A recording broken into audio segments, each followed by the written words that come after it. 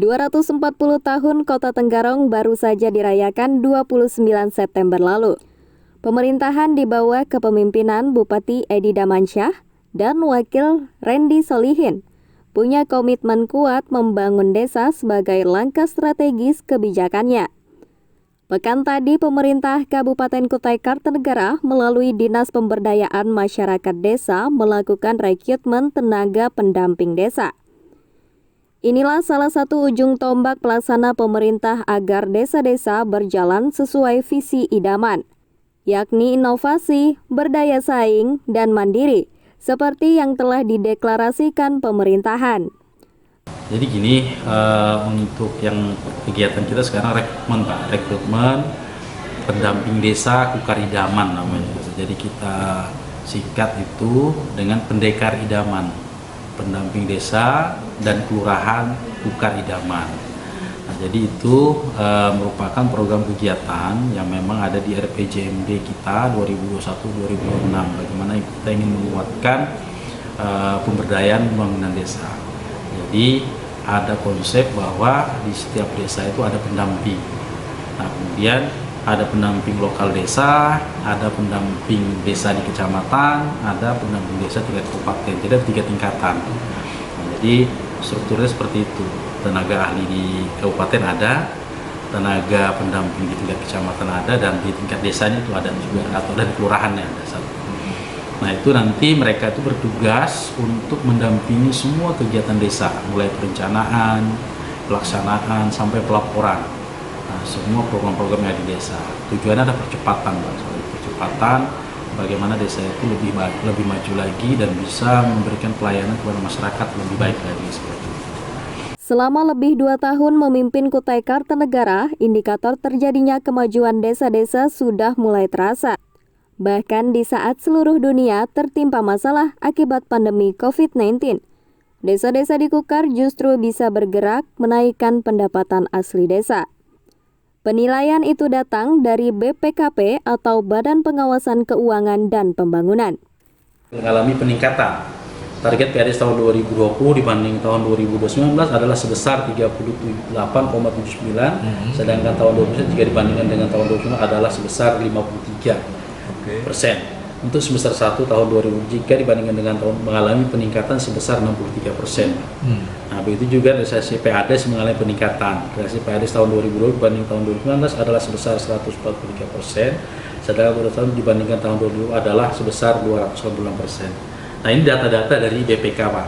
BPK ya? Ya. Oke. BPKP Perwakilan ya, Kalimantan Timur. Oke. Ada 193 desa di Kutai Kartanegara, ditambah dengan 44 kelurahan.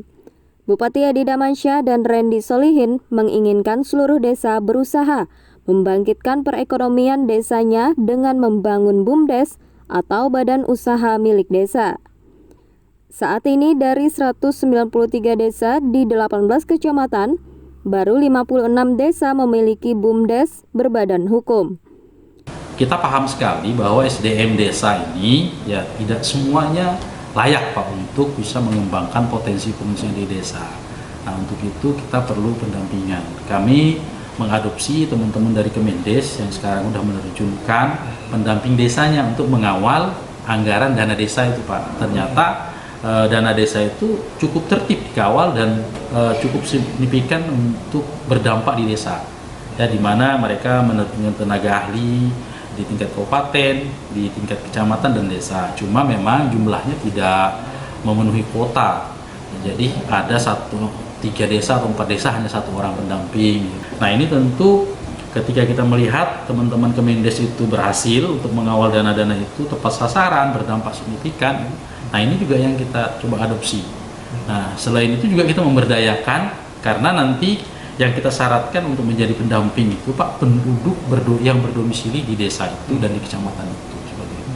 Nah, ini jadi tujuan prinsipnya itu bagaimana desa percepatan untuk merubah desa ini lebih maju, lebih sejahtera dan mandiri, itu yang kita inginkan. Nah, tentu nanti fokusnya adalah bagaimana desa ini bisa mengelola potensi desanya melalui BUMDes sehingga nanti desa mempunyai PADes, Pak. Jadi tidak berharap hanya kepada dana transfer berupa DD, ADD atau dana bagi hasil pajak, atau dana-dana lain berupa BKKD, tapi mereka bisa menghasilkan PAD sendiri. Ini yang target kita. Tenaga-tenaga pendamping akan diturunkan di 3 level, yakni untuk kabupaten sebanyak 4 orang dan untuk kecamatan 40 orang. Sedangkan untuk desa sebanyak 193 orang. Apa sih harapan kamu ikut pendamping desa ini dan potensi apa yang kamu ingin kembangkan di desamu itu? Ingin membangun sumber daya manusianya di desa saya. Banyak apa yang perlu ditingkatkan lagi di desa saya. Misalnya di sana banyak pohon jati, jadi bisa dikelola, bisa dibikin tempat hiasan kayak gitu dari pohon jati, gantungan kunci misalnya contohnya. Kalau mau ikut sih karena mau coba-coba, mumpung ada kesempatan buat masuk sih. Saya pernah ngajar untuk di desa, jadi pelatih pramuka lumayan lama, dari SMP sampai lulus SMA. Karena saya lulusan budidaya perikanan, di sana juga kurang gitu. Untuk peluang usahanya kan lahan luas, mungkin menguntungkan. Oke deh, apa sih alasan kamu ikut pendamping desa ini dan apa harapan kamu terhadap desamu itu nanti? Harapan saya untuk desa saya biar agar bisa semakin berkembang, karena saya yakin di desa Muara Mutete sendiri kami banyak sekali hasil potensi alam di sungai seperti ikan dan lain-lain, tapi jarang sekali ada yang bisa mengembangkan dengan baik. Saya mengikuti program ini agar bisa membantu para petani agar bisa mengembangkan potensi-potensi tersebut, karena sedikit sekali yang saya lihat dari Muara Muntai itu seperti membuat keramba atau tambak karena kurangnya biaya, karena kurangnya bantuan dari pemerintah, mereka terhalang untuk membuat. Dari Tenggarong, Hardin, Charles Yahaan, BKTV melaporkan.